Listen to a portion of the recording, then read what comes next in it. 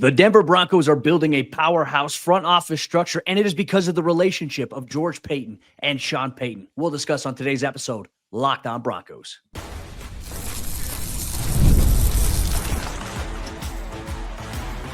You are Locked On Broncos, your daily Denver Broncos podcast. Part of the Locked On Podcast Network, your team every day. What's happening, Broncos Country? Happy Tuesday. Welcome into another episode of Locked On Broncos, your daily Denver Broncos podcast, part of the Locked On Podcast Network, where you know it is your team every day for all your Broncos news, content, coverage, analysis, and more. Every single day, all year long, this is the place to be. A special shout out to all the everydayers out there in Broncos Country. Thanks for tuning in, making us your first listen, however you choose to do so. As always, I'm your host, Cody Roark, Broncos reporter for Mile High Sports. And I'm Sayre Bedinger, site expert, predominantly orange.com. And here's what we have in store on today's jam-packed episode of the show. The Broncos are building a little bit of a powerhouse structure within their front office dynamic after a multitude of departures this offseason, and that's reflective of the relationship of George Paton and Sean Payton. We'll talk about that, and on top of that, go into the dynamics of their relationship, what we've observed from them over the last 2 seasons, going into Sean's 3rd year now as the team's head coach. We'll break every aspect of that down and how it's got the Broncos positioned going forward in the years to come. We'll get all that on today's episode of the show. Make sure you hit that subscribe or follow button wherever you get your podcasts or on YouTube so you never miss out on what's going on with your favorite team. Sayre, my friend, hope Disney World was great for you and your family. I know Broncos Country missed you here on the show, but look, while you were gone, there was some restructuring of the Broncos front office. As we all know, there were a handful of key departures this offseason. Brian Stark being one of the biggest ones, Darren Muji being another one of those, John Spytek, not with Denver, but formerly of the Broncos front office with the Raiders. But then John Spytek poaches away Mark Thews, who is, the VP of compliance and a whole bunch of football operations here for Denver. So George Paton, Sean Payton had to restructure the front office, and they did so. 2 external hires, 9 internal promotions here for the Broncos. But the external hires were very big ones. They were obviously, the Broncos, they've done a great job of kind of adding slowly but surely to the front office over the last couple of years. And I think one of the biggest additions, Cam Williams, the co-director of player personnel, along with AJ Durso. Cody, why is this such a big move? Well, AJ Durso is getting that co-director label with a guy. AJ Durso has been with the team for 13 seasons. So when you're talking about bringing somebody in and giving them a title, like, this is a big deal. The co-director of player personnel, that's kind of in that, what I would consider to be the brain trust. There's the entire scouting department, right? Guys that you're sending out and gals that you're sending out to go look at this college talent or evaluate pro players around the league. And then there's kind of the inner circle, the circle of trust. It's those people that, hey, you get a bigger voice or bigger seat at the table. And I think that's really fascinating to me. So you bring in somebody like this who, he's been with the Patriots and then scouting, holding just a lot of different titles throughout the course of his NFL career, but part of multiple Super Bowl wins in New England there. And certainly you get that flavor of kind of just what Sean Payton has brought. Remember, the Saints did a lot of trades with the Patriots over the years while Sean was with New Orleans. I think there's definitely a mutual respect or a way of doing things in those front offices that I think Sean wants in Denver, and maybe George Paton as well, obviously. Well, and I think when you look at, these moves here in terms of the structuring of it, right, having 2 co-directors of player personnel is big, right? Because let's say you lose one guy. Let's say you just have one guy in this position as the director of player personnel. Well, all right, you lose that guy, which the Broncos lost that guy essentially. Now you have 2 guys in place. It allows you to say, okay, even if we lose someone, now we can kind of promote from within and allow people to work their way up into the organization. And that's really been a process here of the Broncos for so long. I think Darren Muji was a great example of that throughout his time in Denver. Worked his way up almost every single year he was with the team, from being a scouting intern to then overseeing the entire personnel department for the Broncos and then becoming George Paton's assistant GM. Well, with the departure of Darren Muji, the Broncos now have a brand new assistant GM, internally promoted within the organization. Reed Burkhardt will be the right-hand man here to George Paton. He was previously the director of player personnel. So talking about those roles that AJ Durso and obviously Cam Williams have now, instead of that being one guy, there are two people with that title as co-directors of that category, with Burkhardt getting the promotion internally up ahead. I think that's a great way to kind of restructure this front office. And I don't know if every front office around the NFL is kind of like this, right? But I think what you do is you bring in the best minds, of the scouting minds, guys with so much experience, girls with so much experience, which we'll get to here in a little bit. That's where the Broncos have really done a great job with this structure of this front office. You know, everyone's like, all right, it's just George Paton, you know, his scouts there. The scouts have such a major piece to the Broncos roster and organizational puzzle here that even Sean Payton himself has said, like, these people deserve all the credit here because it's such a collaborative effort there. So obviously with Cam Williams coming over from the New England Patriots after spending the last 9 years with them, the Broncos, they see a familiar face return to the front office structure. Jordan Dizon, he was originally part of the Broncos front office from 2015 to 2021. He departed in 2021 to go to the Philadelphia Eagles under Howie Roseman, where, look, the Eagles from that time frame on, you talk about the draft, they've always been a team who's kind of dominated the draft in terms of getting high value, great value picks and guys who are contributing immediately. You bring him over here. He's got a role now with the franchise where he is the director of pro personnel. To me, I think that's an interesting tie here. Like, you're getting two really good guys as external hires that are coming to the fray here to work with George Paton and Sean Payton. Yeah, that's a fascinating one because I believe he left the front office when George was hired, or maybe it was that he spent 1 year with George Paton in Denver. So he was a John Elway guy, and then you go to the Philadelphia Eagles, obviously had the connection there with Matt Russell and things like that. And so that's a great person to bring back to the organization, because how many teams around the NFL do a better job than the Philadelphia Eagles of pro scouting? Like, the Philadelphia Eagles are experts at taking calculated risks on players who, I mean, you could look at how certain things worked out differently, but obviously like the Mekhi Becton pickup last offseason, that worked out extremely well for them because he's now a big money player for the Chargers.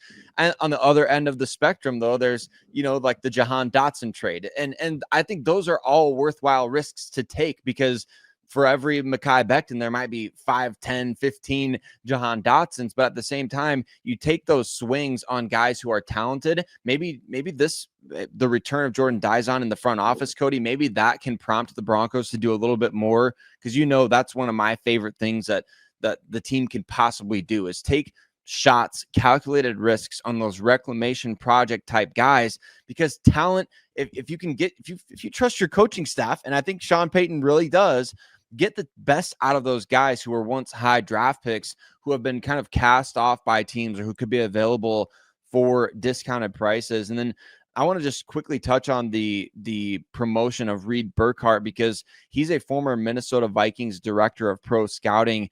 I think that's an interesting move there to monitor, because I think when Cody Roark was brought in, we all kind of assumed he was on the fast track to maybe being the next GM to come out of Denver's front office. But instead, it's Burkhardt that's getting promoted to assistant GM. Not that that's anything against Roark. I think he's kind of in his lane and doing what he does as part of that brain trust. But Burkhardt, interestingly enough, spending 13 seasons with the Minnesota Vikings. It's great for George Paton to have somebody, you know, when you spend a lot of time with somebody, you can either have a yes person, you know, in your ear, or you can have somebody that's really holding you accountable and who understands your flaws as an evaluator sometimes, or who can remind you of, like, hey, I've been with you for 17 years now from Minnesota and Denver. Like, remember when this happened? Remember when you were thinking this way about this guy and you didn't pull the trigger on it, or you should have done this? You have somebody like that you have such a long relationship equity with, that can really help shape your decisions in a positive way and kind of keep you from making those mistakes that maybe you've made in the past. So I really like that aspect of the move, to bring somebody up into that title who now, hey, you've got a bigger voice at the table. I want you to tell me when I'm wrong. I want you to tell me when I should be taking these risks. I like that move for George Paton and the Broncos. Well, and one reason I love the dynamic between George and Sean Payton, which we'll dive deeper into coming up here in just a little bit. I just think that Sean's background when he came into the league is really evaluating talent as well as a coach. Like as a coach, you have to be a really good talent evaluator. There's so many guys that just specialize in like the X's and O's, but if you don't know how to evaluate players and talent, you might be a little bit one-sided there. So he obviously understands the importance of that, of the scouting aspect of it. George Payton coming into the league, obviously, as a scout and working his way up and really just becoming a great process and a talent evaluator throughout his career as a scout. I think George and Sean actually came to the league around the same exact time, if I'm not mistaken. So you see the dynamic that is present there. Both of these guys as GM and head coach understand the importance of, hey, we need really good talent evaluation, not only from themselves, but they have a scouting department in place, which I always like to look at the scouting department as kind of like the offensive line. These are the guys that do a lot of the dirty work, but never get the glory for what you see go on behind the scenes there. But I think that the Broncos, the relationship between George Payton and Sean Payton has the Broncos building in a positive direction. We'll debate and discuss that here on today's episode, Locked On Broncos. Today's episode of Locked On Broncos is brought to you by FanDuel. The NBA playoffs, although sad for Denver Nuggets fans, are down to the Final Four, and every night is still delivering highlight-worthy performances, major momentum shifts, and those can't-miss moments that we all love about playoff basketball. Whether it's a game-winning shot or a breakout player, there's never been a better time to get in on the action. Well, look, FanDuel, they make it easy to stay in the game before tip-off and live as the game is ongoing. With player props, performance trends, and same-game parlays, fans have more ways than ever to play smart and win big. And I know Denver Nuggets fans very disappointed by the outcome of Game 7. They gave it everything they got. They had only, 6 guys out there, so they gave it everything they got. Might as well make some money off those teams that you hate so much, right? The Timberwolves and the OKC Thunder battling it out in the Western Conference Finals, and then the New York Knicks battling it out with the Indiana Pacers in the Eastern Conference Finals. How about $200 in bonus bets to add to that excitement if your first $5 bet hits? That sounds pretty good to me, Cody. 100%. Well, if you're new to FanDuel, it's the perfect time to sign up with the Eastern and Western Conference Finals in play. Head to FanDuel.com and place your first $5 bet, and if it wins, you'll get $200 in bonus bets. Make every moment more with FanDuel, official sports betting partner of the NBA. The relationship between Denver Broncos general manager George Payton and head coach Sean Payton, it's never been stronger. These recent hires and promotions in the front office, they tell us the story of why. Cody and I are going to discuss that on today's episode, Locked On Broncos. But Broncos Country, thanks so much for making us part of your day every single day. We appreciate you all so much, especially those of you who are everyday listeners of the show. Mile high salute to you. If you're not already, go ahead, take a couple seconds, become one today. Get us at the top of your podcast feed, at the top of your YouTube algorithm. Hit subscribe today. We really appreciate you for doing that for us. And Cody, I think that early on when Sean Payton was hired, it was interesting. The spin was, well, George Payton got strong-armed into hiring Sean Payton. It was never George Payton's decision. It was always the ownership's decision. George Payton going to take a back seat to Sean Payton. Sean has final say of the roster, and he does have final say on the roster. But I think that everyone assumed that this relationship between these two guys was going to be so contentious that George was eventually going to phase out. Sean was going to be the de facto general manager like Mike Shanahan used to be in Denver. And it was going to become sort of this power struggle that ultimately led to George being like, you know what, screw this. I waited so long for a general manager opportunity. I'm not going to just sit around and be told what to do. When in reality now, the opposite has happened. I think it's interesting. You and I kind of got flamed for talking about this when it was kind of unfolding back in 2023. You and I were very optimistic that these two could work together and work well together. And I think now we're starting to see the real fruit of their relationship coming into play. These two guys, man, I would say based on what we're seeing with these front office hires, their relationship has never been stronger. No, it is in a tremendously great place. Obviously, we saw them sitting courtside together at a Nuggets game more recently. Unfortunately, at the Western Conference Finals coming up, we won't be seeing that because the Nuggets are out. Can't stand Oklahoma City Thunder, but make sure you go check out Locked On Nuggets for how the Nuggets are going to get out of that mess of an offseason after all the stuff that happened this year.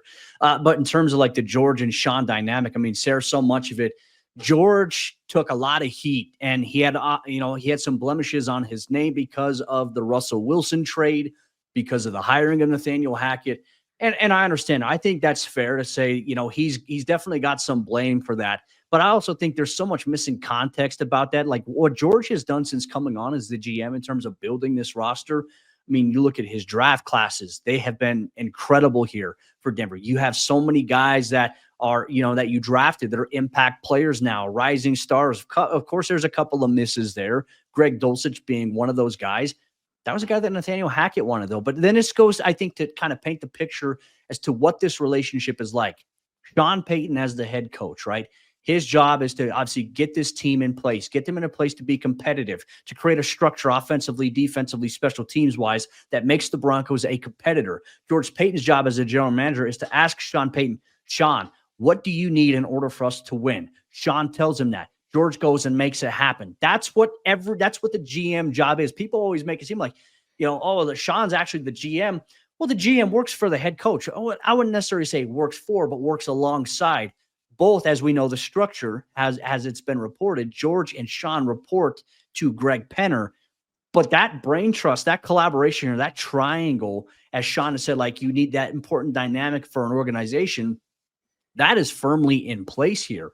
And it's crazy to see after what had happened in 2022 with Nathaniel Hackett and the whole debacle there, how fast things have changed for the Broncos culture-wise. And granted, 2023, the first 6 games of the season, Sayre, it did not look pretty. 1-5, and everyone was saying, like, did the Broncos make a mistake with Sean Payton? I know we were even having conversations that we didn't see this coming here for the Broncos. Then they go and they win 5 straight, and it's like, all right, there's a method to the madness. But the dynamic between George and Sean from their relationship, these guys collaborate with one another when it comes to roster decisions, what they feel like they need. And they even discuss how they feel about a player in the evaluation process there.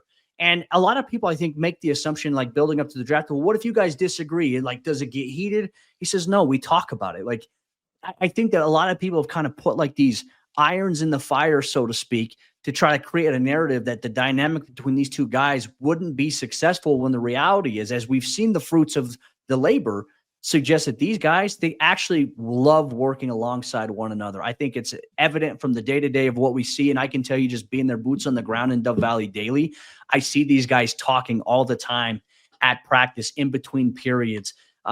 And George even says, like, Sean and I talk probably 2 or 3 times a day, where there's a 24-hour open line of communication between them.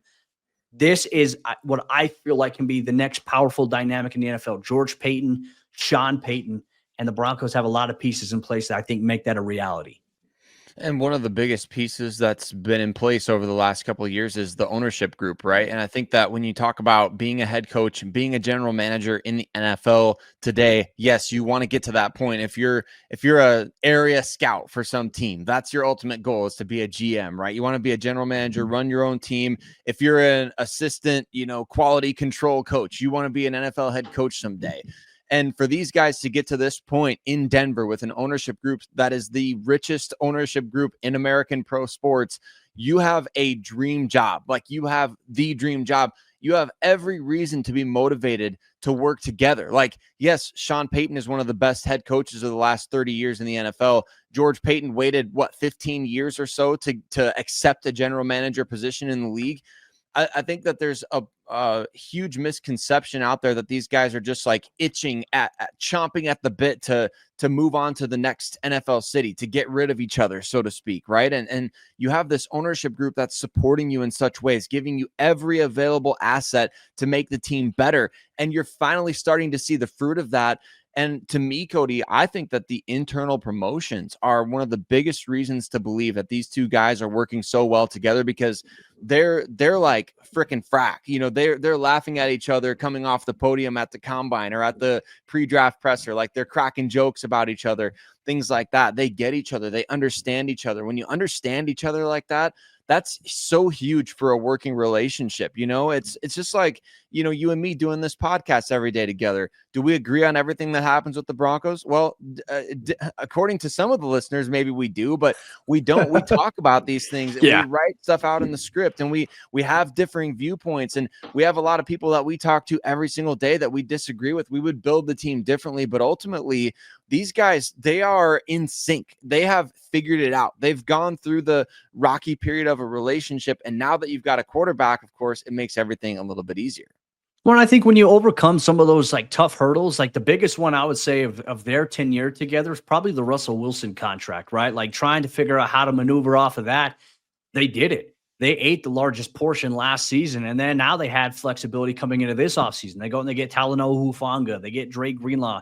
They have a draft where you talk about the joking dynamic between these two guys. What was it? George said, we want to congratulate Sean on, his first ever trade back in the NFL draft and his however, illustrious career, whatever it may be. Just you see the fun that these guys have with one another. There's a level of trust there that I feel like these guys, they both have gone through the fire a little bit here with trying to turn the Broncos around. And now we're just seeing it pay off. I mean, look at it. Look where Denver's at. And obviously, these are some of the pieces we'll highlight coming up here in a minute. But you have a quarterback of the future already in place here. You have a reigning, defending, undisputed defensive player of the year in Pat Surtain. And you have a lot of young pieces, a young roster that proved to be pretty competitive last season when nobody thought that they would. And now you have a system in place where the Broncos, they're in a good position going forward in terms of building this team. We'll talk about how that dynamic between George and Sean has the Broncos heading in the right direction, not only now, but for years ahead. We'll debate and discuss that here on today's episode, Locked on Broncos.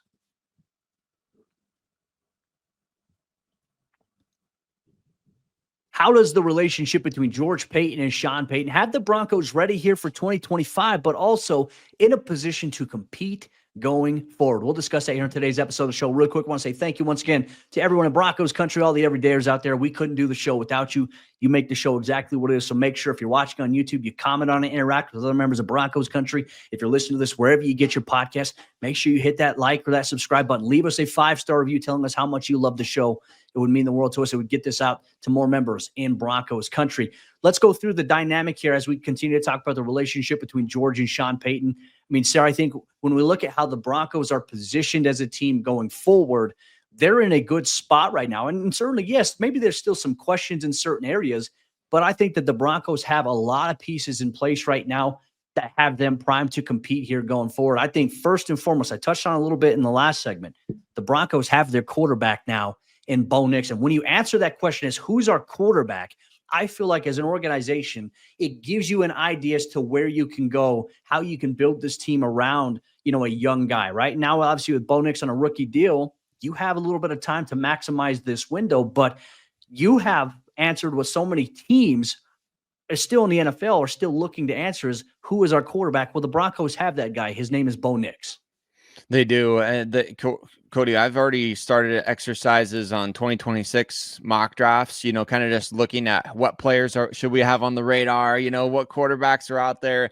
I think you could see potentially a matching if all goes according to plan. You could see as many as 6 in the top 12 next year again, because there's so many teams out there that are looking for quarterbacks like desperately.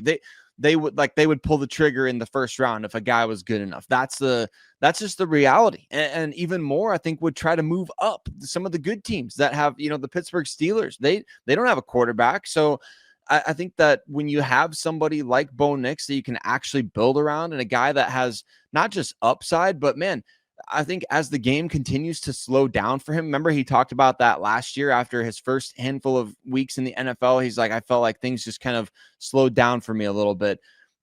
As the game continues to slow down for Bo Nix, I think that's a scary prospect for everybody else, especially because the Broncos have 4 out of their 5 positions on the offensive line locked in to big money contracts right now. They now have flexibility in the NFL draft to be able to go after future assets on the offensive line. I mean, what we're talking about is a team that just climbed out of a $90 million hole and is taking a 3rd cornerback in the first round of the draft a year later. I mean, how crazy is that?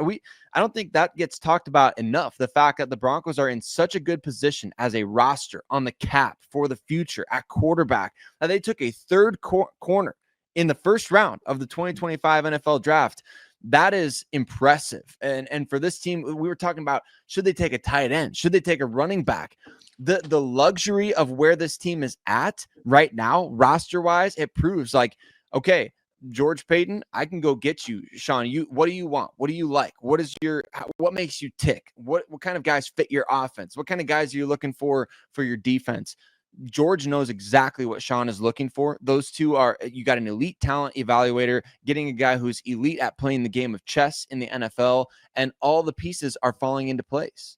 I don't feel like you could have said that any better. That was perfect, the way that you kind of highlighted that dynamic there. And I'll even go to great lengths of saying this as well. You know, what has Sean Payton said that he believes will help a young quarterback like a Bo Nix, having a strong run game, right? Which we're hoping that's going to take off this upcoming season, but also having a really good defense in place. The Broncos, they had a really good defense last year. And of course, they had some warts from time to time. We saw that down the end stretch of the season, but they went out and they kind of attacked those needs with fire this offseason, getting a versatile coverage dynamic linebacker like Drake Greenlaw and a safety like Talanoa Hufanga who can help them stop the run. I mean, this isn't a guy who's just going to play against the pass, but it's like when we go smaller, we still need to be able to stop the run against some of these run-heavy teams.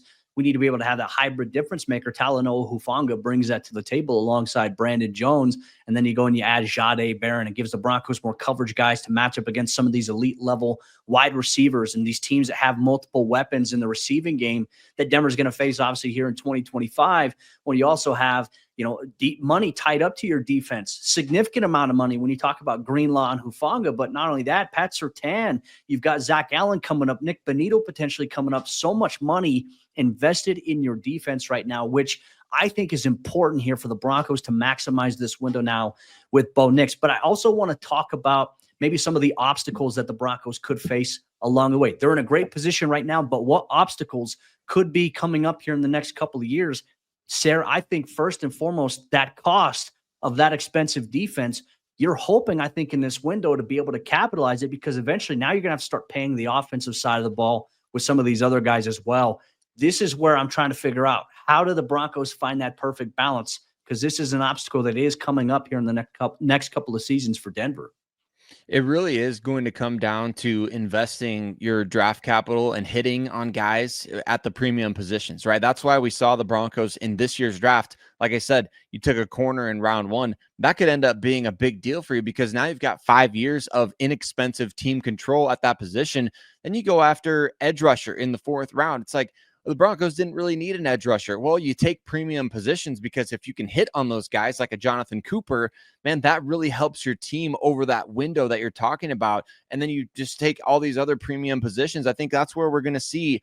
I'm putting this on the radar way out in advance, but I would be shocked if next year's draft isn't heavy on the offensive line early on for the Denver Broncos, because ultimately you're probably going to shift some of what you're paying on that offensive line to some of these defensive guys, right? And you can't pay everybody on the offensive line. I mean, you just paid Ben Powers and Mike McGlinchey in 2023. So next year is when we kind of start looking at, okay, 2026, 2027, we need to have somebody ready here in the next couple of years. The Broncos, I bet you they're going to go 1st or 2nd round offensive tackle next year. And that would be the first time they've drafted an O tackle since Garrett Bowles in 2017. So I think you're going to get somebody like that. I think you could see high investment as somebody who can play both center and guard. But to get those offensive line contracts off the books, that will help you pay. All right, we can now pay our corners like Riley Moss. You know, we can pay our receivers. If Marvin Mims ends up being somebody they can feel like they can build around, we can pay Marvin. You know, you can pay all these other guys because you're investing that draft capital now on the offensive line and kind of resetting those clocks at premium positions.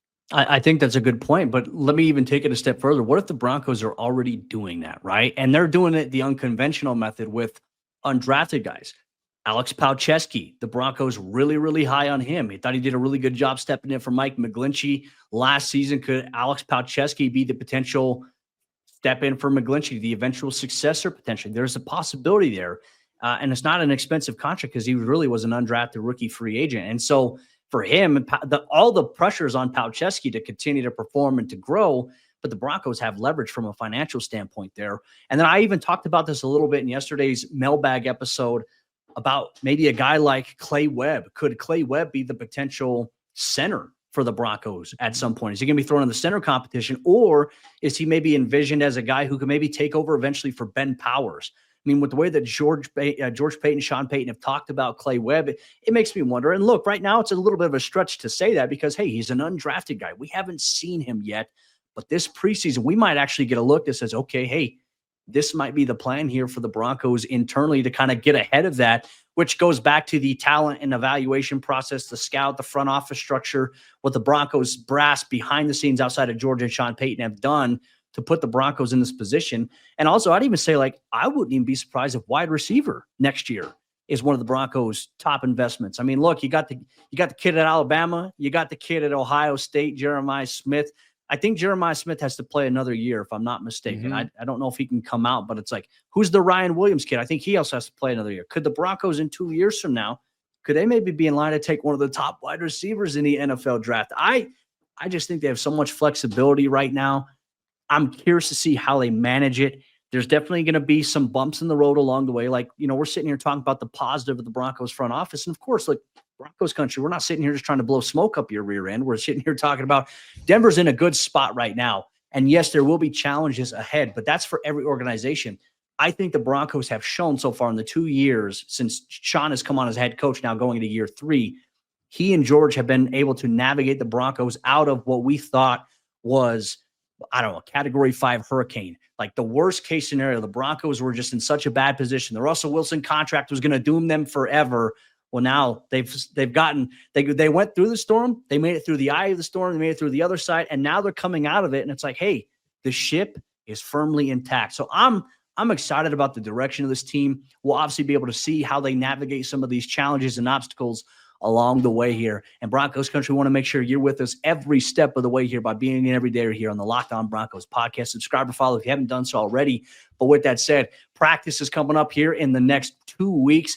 That means we get a look at the Broncos as the veterans and the rookies all gather for OTAs beginning next week on the 27th through the 29th. I'll be there at practice, but we'll have some build up the entire way here with Sayre and myself, Locked On Broncos. With that said, Broncos country, that'll wrap up today's episode of the show. We appreciate you so much for rocking with us. And for all you everydayers out there, make sure you tune in tomorrow because Sayre and I, we're going to be beginning a new series that's going to lead up to Broncos practice. We're going to take a look at the starting depth chart in terms of our eyes, where the depth chart is at, pieces that can be moved in or off the depth chart, as well as the Broncos look to begin 2025 with a bang. We'll break that down much more on tomorrow's episode, Locked On Broncos.